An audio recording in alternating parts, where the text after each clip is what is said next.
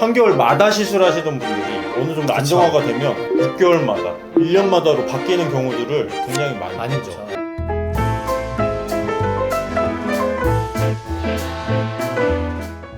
보통 이제 많이들 질문하시는 게 나이혈관을 그럼 어떻게 하면 이렇게 오래 쓸 수가 있겠냐, 이 얘기를 많이 하시거든요. 원장님이 생각하시는 오래 쓸 수 있는 방법? 오래 쓸 수 있는 방법은 의외로 간단합니다. 주기적으로 초음파 검사를 받으시면 그게 가장 좋은 방법이에요. 3개월에서 뭐 4개월 단위로. 그 이유는 뭐냐면 투석할 때 문제가 없다고 하더라도 그거는 사실 겉에서 봤을 때만 그런 경우가 많고요. 우리가 흔히 투석혈관 오래 못 쓰는 이유 중에 하나는 결국에는 얘가 어딘가 좁아지거나 그래서 뭐 혈전을 막히던 아니면 완전히 좁아져가지고 이제 더 이상 치료를 한다고 해도 안 넓어진다거나 아니면 막상 그 혈관 커져 있는 데가 피부도 얇고 혈관도 너무 부풀어져 있어서 바늘을 찔렀을 때 지혈이 안 된다거나 또 파열의 위험성이 있다거나 감염이 생겼다거나 여러 가지 변수들이 있는데 그런 것들은 사실 초음파를 봄으로써 사전에 예측을 할 수가 있죠. 가장 예측이 쉬운 것 중에 하나는 이제 협착, 좁아져 있는 부분이죠. 흔히 기계에서 알람이 울린다고 하는데 투석 기계가 뭔가 이상함을 감지를 하는 거죠. 투석하는 중에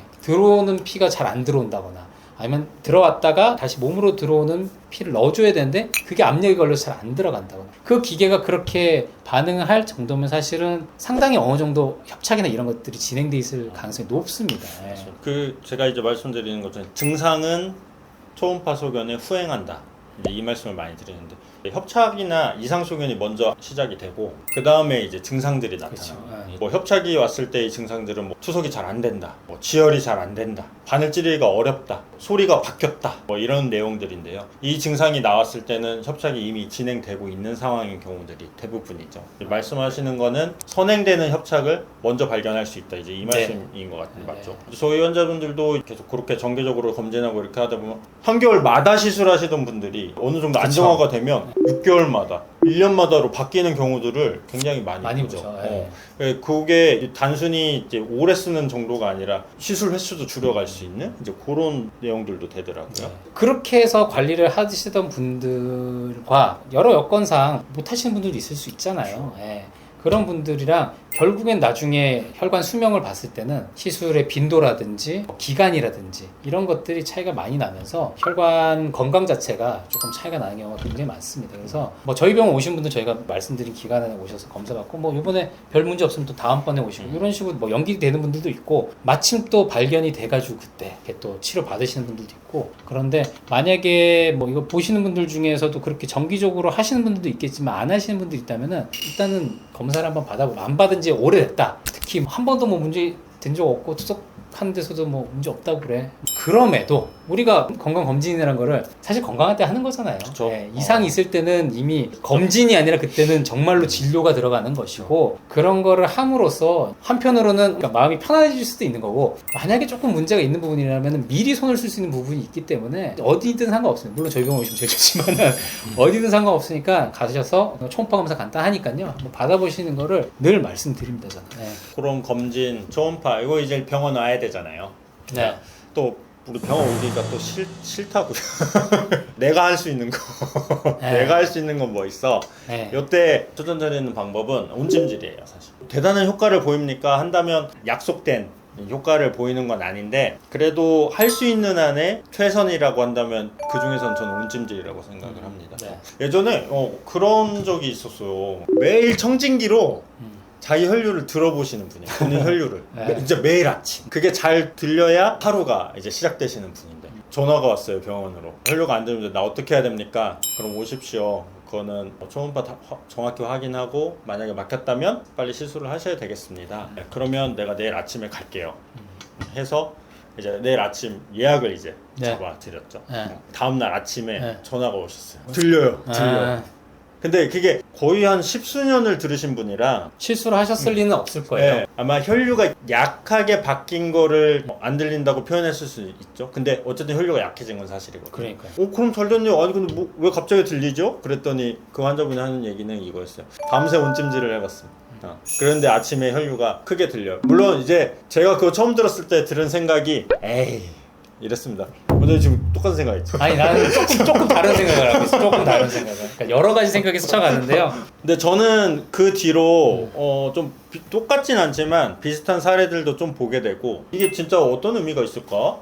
그 생각해본 결과 의미가 있다라고 저는 생각을 했어요. 따뜻하고 더운 성질은 혈관을 확장시킵니다. 근데 혈관이라는 게 일시적으로 수축하는 경우도 있고 약한 정도로 수축돼 있는 경우도 있습니다. 그러면은 이 따뜻하게 하는 것들이 확장을 시켜주는 성질을 이용해서 다시 좀 넓어질 수 있는 효과도 있다고 생각을 해요. 혹은 기능상으로 조금 많이 떨어져 있던 부분들이 다시금 좀 회복하는 부분이 있을 수 있다고 생각합니다. 물론 사례죠. 그렇죠. 그렇게 네. 해가지고 다 될 것 같으면은 이제 우리 자체가 없지. 이 치료가 필요가 없는데 이제 그거를 저는 이 생활 습관에 적용을 해야 된다는 거죠. 이 생활 습관에 온찜질을 하는 습관들을 들이는 게 그러면 도움이 되겠구나 이 판단을 해서 제가 환자분들한테 온찜질을 하루에 한 10분 15분 정도라도 주기적으로 자주 해주시면 좋겠다 이 말씀을 드리고, 근데 꼭 그때 당부드리는 말씀 하나는 화상이에요. 화상. 좋다고 하면은 이제 또 막 뜨끈뜨끈하게 하시는데 이게 조금 죄송한 말씀이지만 우리가 투석하시는 분들 중에 상당한 분들이 이 감각신경이 조금 떨어져 있는 경우들이 좀 있습니다.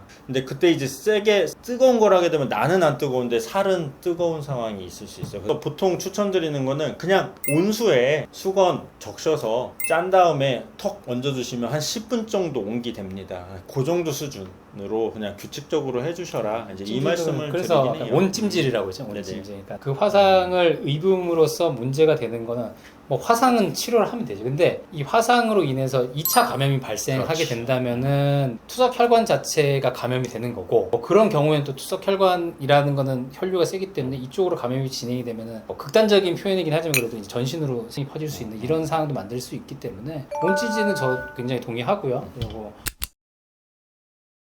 개인적으로 생각한 게 아까 그분 사례를 들어보면은 분명히 일시적으로 혈전이 막고 있었을 것 같고 온찜질로 인해서 넓어지면서 혈전이 다시 뭐 날아가거나, 근데 결국에는 그 혈전이 생긴 원인은 무엇이냐, 안에 어딘가 협착이 돼 있을 것이고 그렇죠. 그런 것들은 사실 온찜질로 해결이 되지 않습니다. 그러니까 전반적인 혈관의 확장은 이루어질 수 있을지언정 사실 어딘가 좁아져 있는 것 자체는 그거는 뭐 분명히 시술로 해야 되는 거고, 두 번째는 저도 청진기는 처음에는 뭐 있으면 들어보시면 좋다라고 말씀드렸는데 그거는 저는 초반에만 거의 말씀드려요. 막 자랄 때 우리가 처음 만들고 난 다음에는 이 투석혈관이 특징적인 그 느낌이 있거든요. 우리 스릴이라고 하는 맥박이 아니라 진동 같은, 어떤 분들은 이런 표현 하시더라고요. 핸드폰을 넣어놓은 것 같다, 핸드폰 진동을 넣어놓은 것 같다. 그런 진동이 느껴져야 되거든요. 근데 만들고 난 다음에 6주간, 예를 들어서 내가 투석병원을 간다고 하면은 그 투석병원에서 이틀에 한 번씩 청진기를 들어봐주고 혈류가 계속 잘 유지가 되고 있는 말씀을 들으시겠지만은 아직 투석을 시작 안 하신 분들도 있거든요. 그럼 6주간 그냥 집에서만 계시는 분들도 있고 혼자 계시는 분들도 있어요. 그런 분들은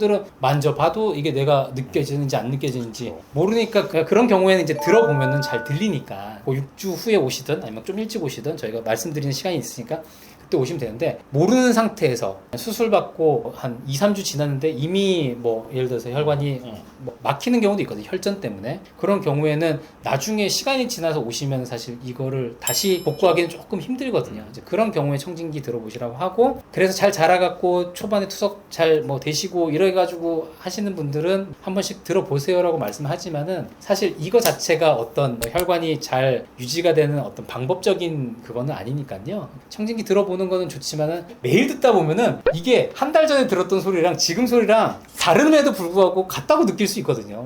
그거 들어보시는 거 좋지만은 투석하시는 병원에서 기계라든지 아니면 압력이 걸린다거나 아니면은 본인이 느끼시기에 조금 이상이 있다 그러면은 그냥 간단하게 오셔갖고 초음파 받는 게 가장 좋은 방법이라고 저는 생각을 합니다. 저는 좀 생각이 달라요. 청진기를 매일 들으시라고 사실은 권고를 좀 드리고 싶어요. 오히려 수술하고 성숙이 될 때까지 듣는 거는 기본으로 열심히 해야 되는 부분이 맞고, 이 병이 이제 하루 이틀 갈 병이 아니라서 좀 장시간 내 혈관 상태에 대해서 그래도 잘 알고 있는 게 저는 좋다고 생각합니다. 그러니까 청진기를 들어서 오래 가는 게 아니라 청진기를 들었을 때 자가적으로 이거 소리 좀 이상한데 했을 때 즉시, 왜냐면 뭐 3개월마다 본다고 3개월마다 체크가 되는 건 아니거든요. 또 그 3개월 사이에 문제가 될 수도 있기 때문에 뭐 갑자기 슥슥 하던 소리가 뻘떡뻘떡으로 바뀌었다, 그거는 협착이 진행되고 있는 부분이기 때문에 그런 경우에는 빨리 문의를 해서 말씀 주신 대로 간단한 초음파를 통해서 실제로 판단을 할 수가 있다라고 생각할 수가 있거든요. 이렇게 갈리는 이유가 뭔지 아세요, 여러분? 교과서에 안 나와요. 많은 진료 경험과 임상 경험을 가지고 이제 또 의사들마다의 전략이 좀 달라지긴 하는데요. 기본적으로는 그래도 청진기를 그래도 소지하고 같이 들어보는 거는 도움이 된다, 이제 이렇게 좀 이해를 하시고, 원장님 말씀하신 건 아마 청진기에 너무 의존하다가 시기를 괜히 놓치는 경우가 있다. 왜? 환자분들이 자가로 판단하는 경우가 있습니다. 그게 사실은 조금 오히려 핵심인 것 같아요. 듣다가 이상하다 혹은 듣다가 이상한가? 그래서 오시면 상관이 없는데 오면은 돼. 뭐 별 차이가 없어서 비슷한 것 같아. 비슷한 것 그래서 같아, 오히려 또 늦어지는 그렇지. 경우가 또 사람 있으니까. 마음이 괜찮은 걸 거야 이렇게 생각하다가 늦어질까봐 그러시는 것 같아요. 근데 이제 제가 말씀드리는 거는 이상하면 바로 온다, 이 개념이라면 많이 좀 들어보시는 게 오히려 낫다, 이제 이거고, 이제 중요한 거는 이상을 감지했을 때 그걸 괜찮다라고 생각하지 말고 빨리 체크하는 거, 이제 그거에서 좀 합의를 보시죠.